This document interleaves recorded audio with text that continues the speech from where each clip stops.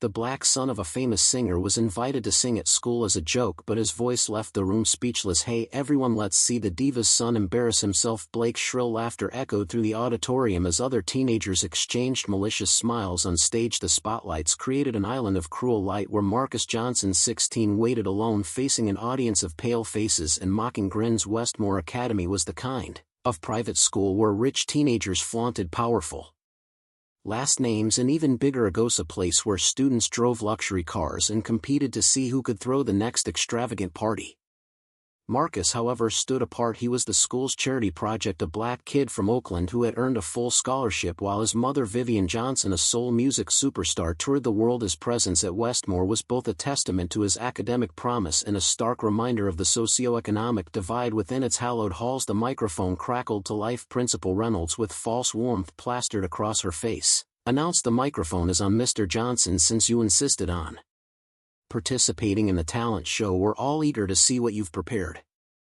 The audience snickered, fully aware that Marcus had never volunteered for this humiliation. Blake and his friends had forged his signature on the application form as part of an elaborate prank designed to mock him publicly. "Let's see if talent runs in the family," they had sneered in the hallways. For Marcus, singing in public was something he had always avoided, not out of shame but because he was exhausted by being perpetually reduced to the son of the famous singer. Despite his relentless efforts to carve out his own identity through academics, the label followed him everywhere. At the back of the audience, Blake and his friends sat smugly, their cell phones ready to capture Marcus' embarrassment and turn it into the next viral sensation. Principal Reynolds drummed her fingers impatiently, her tone sharpening. "We're waiting, Marcus, or are you going to give up?" The weight of the moment pressed down on him like an invisible force. Every eye in the auditorium seemed to anticipate failure, yet in that charged silence Marcus felt something stir within him, not just anger but a quiet determination. He knew this feeling well. It was the same resolve that had driven him to excel academically despite the odds stacked against him. Taking a deep breath, Marcus responded, his voice low yet firm, "I don't have anything prepared." Principal Reynolds sighed theatrically, her disappointment palpable. "What a shame, maybe next time." But before she could dismiss him entirely, Marcus added almost as an afterthought, "But I can make something up." The auditorium fell silent, the tension thick enough to cut with a knife. From her seat in the front row, Mrs. Rivera, the music teacher, watched him with an unreadable expression. Just a week earlier she had stumbled upon Marcus humming softly to himself in the music room after school, completely unaware of her presence until the sound of sheet music falling startled him. She had seen something in him then, something raw, untapped, and extraordinary. "You don't have to do this," Mrs. Rivera whispered, now her voice barely audible above the expectant hush. She was the only person at Westmore who truly understood him, the only one who saw beyond the labels others imposed on him. Marcus took another deep breath, his mind racing. There were two options before him: walk off the stage defeated, or unveil a part of himself he had always kept hidden. Closing his eyes for a brief moment, he made his decision. When he opened them again, his gaze was steady, unwavering. Actually, he began surprising even himself with his calmness. "I'm going to sing something my mom wrote." A murmur of surprise rippled through the crowd. Even the cruelest among them leaned forward, intrigued. "An unreleased song by Vivian Johnson that was worth hearing." What no one at Westmore Academy knew was that before Vivian became the global icon she was today, before the Grammys sold out concerts and international tours, she was simply a single mother singing lullabies to her son in a small apartment in Oakland. Marcus had grown up not just listening to her voice but learning from it, absorbing its nuances and power. As he adjusted the microphone, his eyes met Blake's. The bully still wore a mocking smile, but there was something in Marcus' calm, determined gaze that caused Blake's grin to falter ever so slightly. "This song is called Invisible Roots," Marcus announced, his voice carrying a quiet authority, and then he sang. For Marcus Johnson, life at Westmore Academy was a constant navigation through a labyrinth of stereotypes, subtle prejudices, and unspoken expectations. From the moment he stepped onto campus 6 months ago, he found himself not just as a student but as a symbol and embodiment of diversity wrapped in the narrative of charity to his peers. Marcus wasn't just another teenager excelling academically, he was the scholarship kid, the token black student whose presence was meant to polish the institution's image. It didn't matter that he worked tirelessly to maintain top grades or that he rarely engaged in frivolous activities like the rest of his classmates. What mattered was the label they had assigned him, the son of Vivian Johnson, the Grammy-winning soul legend. This label, while tied to a legacy of success, became a double-edged sword. On one hand, it granted him access to opportunities most students from Oakland could only dream of. On the other, it stripped him of individuality, reducing him to a mere extension of his mother's fame. At every turn, Marcus faced reminders of this dichotomy. Wealthy students would casually ask for selfies or concert tickets, treating him as though he were somehow closer to stardom than human. Yet when it came to moments of ridicule or exclusion, his skin color suddenly became a focal point, weaponized under the guise of friendly banter. Comments about his diversity project status or jokes likening him to a charity case were common, delivered with smirks that masked thinly veiled contempt. The emotional toll of these interactions weighed heavily on Marcus. Each snide remark, each condescending glance chipped away at his sense of self-worth. He often questioned whether he truly belonged at Westmore or if he was merely filling a quota. This internal conflict manifested in his reluctance to associate openly with his mother's career. While other students might have proudly claimed such a connection, Marcus went out of his way to distance himself from it. He avoided discussing music altogether, fearing that any acknowledgement of his heritage would reinforce the perception that his achievements were derivative rather than authentic.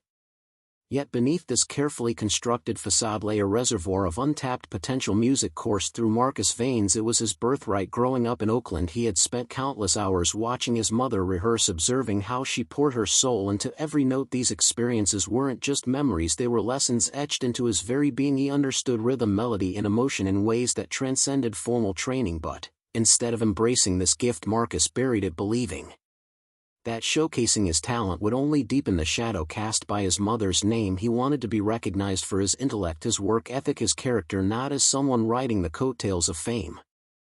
Mrs. Rivera, the school's music teacher, sensed this internal struggle during their encounter in the music room. Her discovery of Marcus humming softly revealed more than just raw talent. It exposed a young man grappling with identity and purpose. In that fleeting moment, she saw vulnerability mixed with resilience, a boy trying to reconcile who he was with who others expected him to be. It was clear to her that Marcus' hesitation stemmed not from lack of ability but from fear of misinterpretation. If he sang, would people hear him, or would they only hear echoes of Vivian Johnson?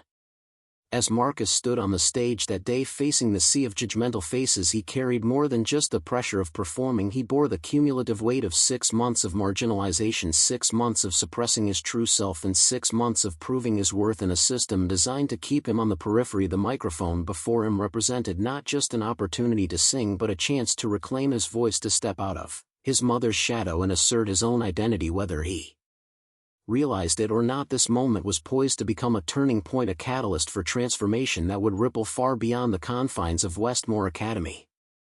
As Marcus stood center stage, the spotlight casting a harsh glow around him, he felt the collective anticipation of the audience pressing against his chest. Behind him, the vacant expanse of the auditorium loomed, a cavernous void filled with murmurs and stifled laughter. Before him, rows of expectant faces stared back, some curious, others gleeful at the prospect of witnessing his downfall. Yet amidst the storm of judgment, Marcus found clarity, a profound realization that this moment was not just about survival but about self-discovery. He had two choices: retreat into the safety of anonymity or reveal a part of himself he had long concealed. With a deep breath, Marcus chose the latter.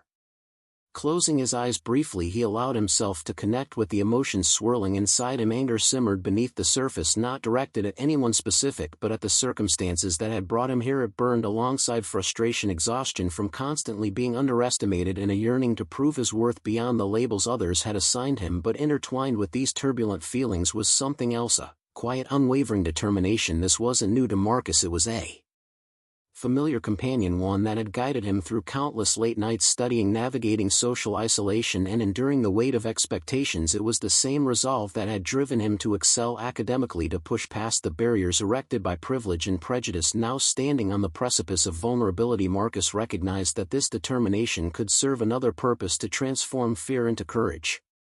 When he opened his eyes again, his gaze locked onto Blake's smug expression. For a fraction of a second, doubt flickered across Blake's face, replaced quickly by confusion. Marcus saw it clearly, the momentary lapse in confidence, and it fueled him further. Actually, he said, his voice steady despite the tremor of adrenaline coursing through his veins, "I'm going to sing something my mom wrote." The words hung in the air, heavy with significance. An unreleased song by Vivian Johnson. The idea sent ripples of intrigue through the audience, even silencing the cruelest critics. What none of them knew was that this decision wasn't impulsive, it was deliberate, rooted in years of observation and understanding. Marcus thought back to his childhood in Oakland, where music was as much a part of his upbringing as breathing. His mother's voice had been a constant presence, weaving stories and emotions into melodies that shaped his earliest memories. He remembered sitting cross-legged on the floor of their tiny apartment, watching her rehearse for hours, her voice soaring and dipping like waves crashing against the shore. Those sessions weren't just performances, they were lessons in discipline and passion in the art of storytelling through sound. And though Marcus had distanced himself from music publicly, privately it remained a sanctuary. Humming absent-mindedly in the music room after school wasn't just a habit, it was a lifeline, a way to reconnect with the essence of who he was. Choosing Invisible Roots wasn't arbitrary. Written during a particularly challenging period in Vivian's life, the song spoke of resilience, of roots growing beneath concrete, unseen yet unyielding. Its lyrics resonated deeply with Marcus, reflecting his own journey of finding strength in adversity. By singing it, he wasn't merely sharing his mother's creation, he was channeling his own experiences, giving voice to the struggles and triumphs that defined him. This wasn't imitation, it was interpretation. And as Marcus adjusted the microphone, meeting Blake's bewildered stare once more, he felt a surge of empowerment. He wasn't just stepping into the spotlight, he was reclaiming it. The first note emerged tentatively, quivering slightly as if testing the waters, but as Marcus continued, his voice gained momentum, growing richer and fuller with each passing measure. The melody unfolded like a tapestry, intricate and layered, demanding both technical precision and emotional depth. To those listening, it was impossible to deny the authenticity of his performance. Here was a young man pouring his soul into every syllable, transforming pain into beauty, silence into resonance. Even Mrs. Rivera, seated in the front row, found herself holding her breath, tears pricking at the corners of her eyes. She had witnessed glimpses of this talent before, but nothing compared to the magnitude of what unfolded before her now. For Marcus, the act of singing wasn't just about proving himself to others, it was about affirming his own identity. Each word, each note peeled away layers of the persona he had constructed to fit into Westmore's rigid mold. Beneath the polished exterior of academic achievement and stoic resilience lay a musician, a storyteller, a dreamer. Singing Invisible Roots wasn't merely a performance, it was an act of liberation. It allowed him to step out of the shadow of his mother's fame and into the light of his own truth. And as the final chords reverberated through the auditorium, leaving behind a stunned silence, Marcus knew one way or another he had changed the narrative. The stage, once a site of humiliation, had become a platform for revelation. As Marcus' voice filled the auditorium, the atmosphere underwent a seismic shift. The initial smirks and snickers faded into wide-eyed astonishment, replaced by an electric silence that seemed to vibrate with awe. Even Blake, the architect of the humiliation, appeared momentarily frozen, his smirk dissolving into disbelief. The song's opening notes may have been tentative, but they quickly evolved into something extraordinary, a soulful ballad infused with traces of jazz, rich with vocal control and emotional depth. Marcus' voice, deep and resonant, defied all expectations. It wasn't just technically flawless, it carried a weight, a story of vulnerability that struck a chord with everyone present. The reactions rippled outward, beginning with the front row. Mrs. Rivera, who had already glimpsed Marcus' potential during their encounter in the music room, now watched with tearful admiration, her hands clasped tightly together. She nodded imperceptibly, recognizing the culmination of years of unspoken dedication. Beside her, Thomas, the heir to a real estate fortune and one of Blake's closest allies, sat upright, his jaw slackened in amazement. Thomas had always been a loyal participant in the social dynamics of Westmore, but something about Marcus' performance pierced through his usual detachment. Without hesitation, he became the first to rise, clapping fervently. Others followed suit, their applause building into a thunderous crescendo that filled the auditorium. Blake, however, remained seated, his arms crossed tightly over his chest, his face contorted into a bitter scowl, betraying the discomfort of having his plan unravel before his eyes. Yet even he couldn't deny the undeniable power of what he was witnessing. The jeers and whispers that had once buoyed his confidence now dissolved into murmurs of admiration. Students who moments earlier had eagerly filmed Marcus' supposed humiliation began to sway to the music, their phones raised not to mock but to capture the magic unfolding before them. Some even turned on their flashlights, mimicking the ambience of a real concert. The energy in the room shifted entirely from hostility to reverence, from judgment to celebration. Principal Reynolds, too, experienced a visible recalibration of her perspective. Initially skeptical, her demeanor softened as she listened intently, her pen tapping rhythmically against her clipboard. Falling Still, the charity project, as she had dismissively referred to Marcus in private conversations, was revealing himself to be far more than a statistic or a diversity checkbox. His performance demanded recognition, not just as a singer but as an artist with a unique voice and vision. The calculated Indifference she had maintained throughout the evening gave way to genuine appreciation, her eyes widening as she absorbed the gravity of the moment. By the time Marcus reached the climactic bridge of invisible roots, the transformation was complete. The lyrics, which spoke of resilience and authenticity, resonated deeply with the audience. Lines like "Roots grow unseen but they hold the earth together" carried a universality that transcended the immediate context of the performance. For many it was a mirror reflecting their own struggles, whether battling societal pressures, familial expectations, or personal insecurities. The song became more than Marcus' story, it became theirs. Applause erupted spontaneously, erupting into a standing ovation that swept through the auditorium like wildfire. Even those who had initially participated in Blake's scheme found themselves caught up in the wave of admiration. A group of girls who had giggled at Marcus' expense earlier now dabbed at their eyes, moved by the raw emotion conveyed through his voice. One boy, a junior named Carter, turned to his friend and admitted sheepishly, "I didn't think he had it in him." His admission was met with nods of agreement, a tacit acknowledgement that Marcus had surpassed every expectation. The impact extended beyond the immediate audience. Backstage, Mrs. Rivera stood quietly, her hands pressed to her mouth as she watched the scene unfold. She had known Marcus possessed talent, but witnessing the sheer magnitude of his effect on the crowd left her humbled. Nearby, Eli, Marcus' usually reserved roommate, leaned against the wall, his phone recording snippets of the performance. "This changes everything," he muttered under his breath, sensing that the ripple effects of this moment would extend far beyond the confines of the auditorium. For Marcus, the applause was overwhelming but validating. As he bowed slightly, his heart pounding with a mix of relief and exhilaration, he felt a profound sense of vindication. The mockery, the doubt, the cruelty, all of it dissolved in the wake of his performance. He had proven not only to himself but to everyone present that he was more than the sum of their assumptions. The stage lights dimmed, but the glow of triumph lingered, illuminating a path forward that Marcus hadn't dared to imagine before. Just as the final notes of Marcus' performance began to resonate through the auditorium, a sudden disruption shattered the spellbinding moment. The stage lights flickered violently, sending erratic bursts of brightness and darkness across the room. A high-pitched feedback screech pierced the air, jolting the audience from their reverie. Panic rippled through the crowd as heads turned toward the technical booth where Blake and his friends were hastily tampering with the equipment. Their goal was clear: to sabotage Marcus' performance and restore the narrative of humiliation they had meticulously planned.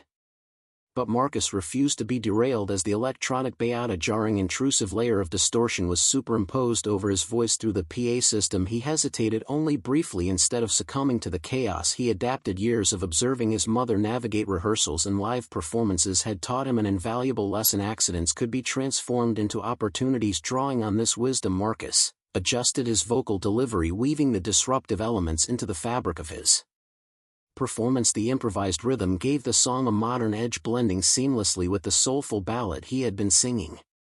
The audience, initially confused by the sudden interference, quickly realized that Marcus was turning their attempt at sabotage into something remarkable. Students who had been filming with malicious intent now swayed to the unexpected fusion of sounds, their phones capturing not a moment of humiliation but a display of artistic brilliance. Thomas, still standing from the earlier ovation, grinned broadly and began nodding along to the beat, encouraging others to join him. Even Principal Reynolds, who had risen to intervene, paused mid-step, visibly impressed by Marcus' poise under pressure.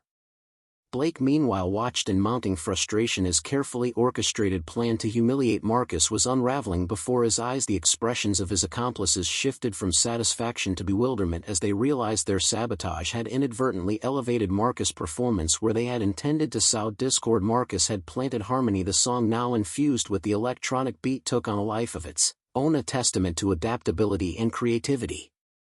As the final notes rang out, the auditorium erupted into spontaneous applause, louder and more enthusiastic than before. The attempted sabotage had not only failed but had become a pivotal moment in Marcus' triumph. The audience's reaction confirmed what Marcus had instinctively known: his talent could not be diminished, not even by those who sought to tear him down.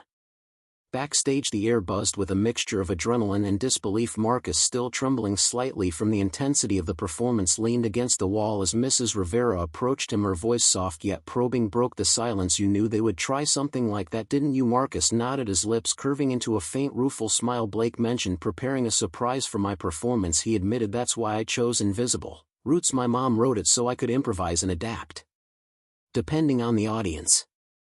Rivera's eyes widened with admiration. And you knew it so well that you were able to circumvent the sabotage, she said, her tone tinged with pride. Marcus shrugged, his expression a blend of humility and quiet confidence. They always underestimate me, he replied. It's almost predictable.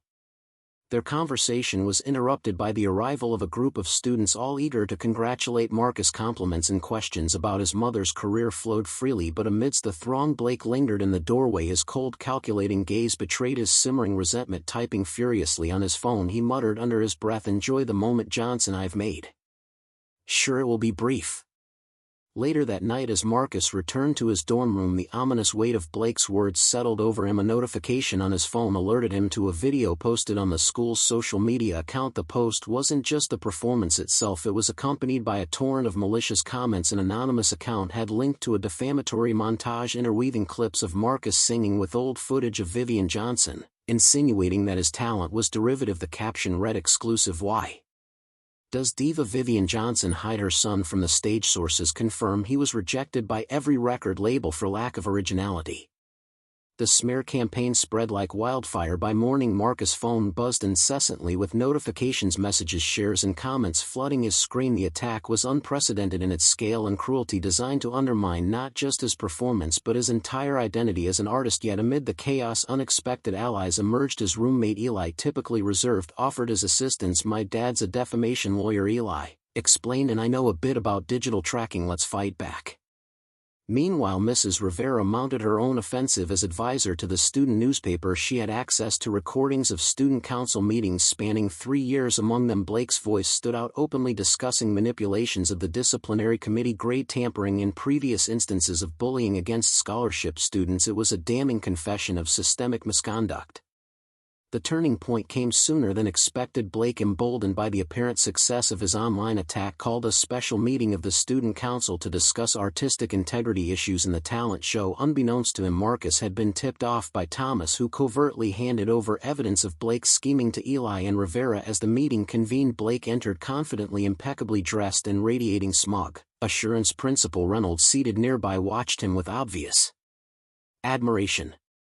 "We have evidence," Blake began, casting a pointed glance at Marcus, "that certain participants used inappropriate technical resources to artificially enhance their performances." Before he could continue, the auditorium doors swung open. Everyone, including Marcus, expected Vivian Johnson to stride in, ready to defend her son. Instead, it was Richard Torres, a multiple Grammy-winning producer and Marcus' godfather, who entered. "I hope I'm not interrupting," Torres said, his commanding voice silencing the room. Principal Reynolds rose, promptly recognizing the renowned figure. "What an unexpected honor," she stammered. Torres smiled warmly, his eyes scanning the assembly. "I was invited by Mrs. Rivera to discuss possibilities for a partnership with Westmore's music program." As Blake blinked in confusion, Rivera activated the projector. The screen displayed not the defamatory montage but the original unedited footage of Marcus' performance, including the moment when the lights flickered and the electronic beat invaded the song. "As a producer with over 20 years of experience," Torres began, "I recognize raw talent when I see it, but what impressed me most was this." The image shifted to security camera footage showing Blake and his friends tampering with the equipment during Marcus' performance. Gasps rippled through the room as the implications sank in. Blake sputtered, "That's taken out of context." Torres raised an eyebrow, unmoved. "Is this also out of context?" he asked as the screen changed again to reveal screenshots of Blake's messages planning both the sabotage and the subsequent smear campaign. One message read, "Let's take down the black kid before anyone finds out he's better than us." The room fell deathly silent. Blake turned to Principal Reynolds, searching for support, but her face was unreadable. Marcus finally spoke, his voice calm and measured. "Your friend Thomas felt he needed to clear his conscience," he said, handing over the evidence. "He gave everything to Eli and Ms. Rivera last night." Principal Reynolds, visibly shaken, instructed Blake to leave immediately. As he slunk out defeated, Torres turned to Marcus with a knowing smile. "So you never told them, did you?" Marcus shook his head, a small enigmatic smile forming on his lips. "Told them what?" Rivera asked, curiosity piqued. Torres grinned broadly. "That besides being my godson, Marcus recorded an entire album in my studio last year, an album scheduled for release next month." Shock rippled across the room as Marcus confirmed the revelation. "I didn't want anyone to know," he explained. "I wanted to be judged on my own merits, not my mom's name or connections." But now he glanced toward the door through which Blake had exited, his expression resolute. "Now I think it's time for my music to be heard."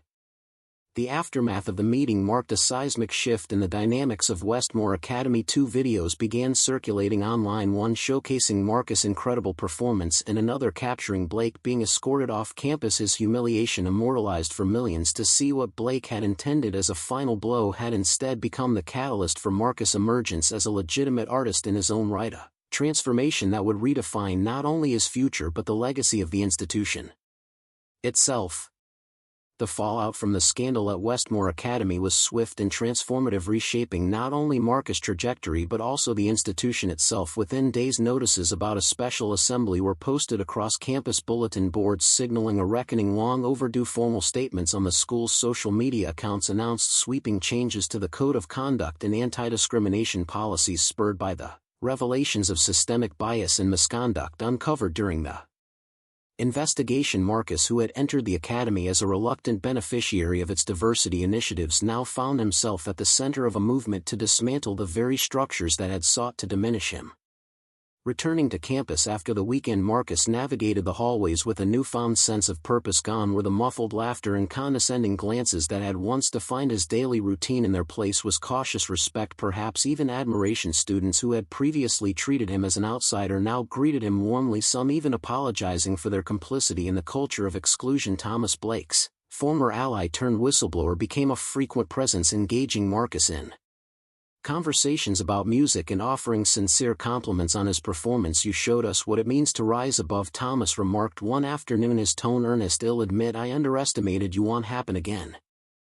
Principal Reynolds, now under intense scrutiny from the school board, faced mounting pressure to address decades of institutional neglect. A newly hired crisis consultant reviewed the recordings provided by Mrs. Rivera, uncovering patterns of favoritism and protection for privileged students. Preliminary findings revealed that Blake's actions were not isolated incidents but symptomatic of a broader culture of impunity. For Marcus, this validation was bittersweet. While he welcomed the acknowledgement of systemic inequities, he couldn't help but reflect on the countless others who had likely suffered in silence before him. "How does it feel to be the person who exposed decades of covert institutional racism?" Eli asked one morning as they walked to class. Marcus adjusted his backpack, his expression thoughtful. "Like someone who just wants to study in peace," he replied wryly, earning a chuckle from Eli. Yet beneath the humor lay a deeper truth. Marcus had no desire to be a martyr, he simply wanted to be seen for who he was: a student, an artist, a person worthy of respect. Meanwhile, Blake's life unraveled with startling speed. His early admission to Harvard was revoked, and three elite universities that had accepted him reconsidered their offers. His father, a prominent executive, faced uncomfortable questions from shareholders about family values and social responsibility. Stripped of his privileges, Blake was last seen leaving his parents' home with 2 suitcases, bound for a military school in Arizona. His Instagram account, once a showcase of opulence and exclusivity, was deactivated after a flood of negative comments. The fall from grace was swift and merciless, underscoring the consequences of unchecked entitlement and malice. Back in Richard Torres' studio, Marcus immersed himself in the final stages of his debut album Invisible Roots. Seated in a leather swivel chair, he listened intently to the mixes, his brow furrowed in concentration. "I always knew you had something special," Torres said, adjusting the equalizer. "But what happened at that shoot brought a depth to your performance that wasn't there before." Marcus nodded, a slight smile playing on his lips. "Life experience," he replied simply. His phone vibrated and he glanced down to see a message from his mother Vivian, who was finally returning from her world tour. "Proud doesn't begin to describe how I feel. I'll be there tomorrow. I love you."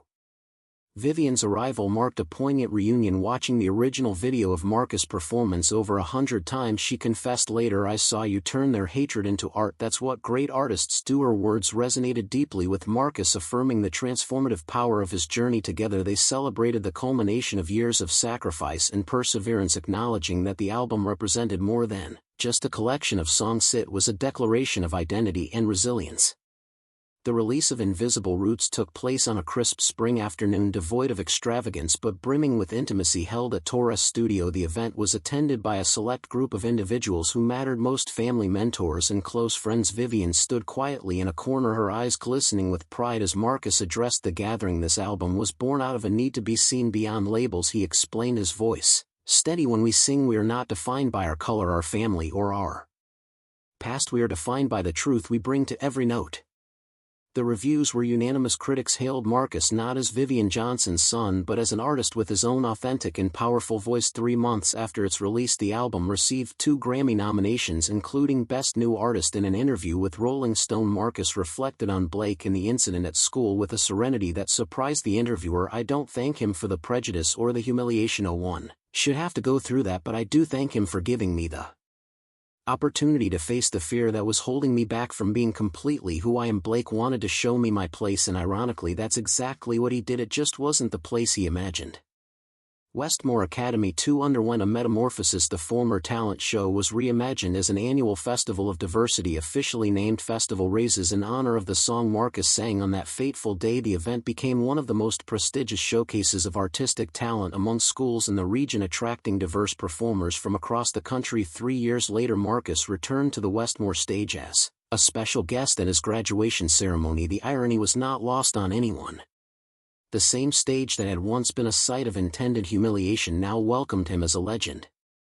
Before singing his final song, Marcus shared a reflection with the audience. "We all face moments when other people try to define who we are and what we are capable of. In those moments we have a choice to accept their definition or respond with our own truth, and that truth, when finally found, has a power that no prejudice can silence."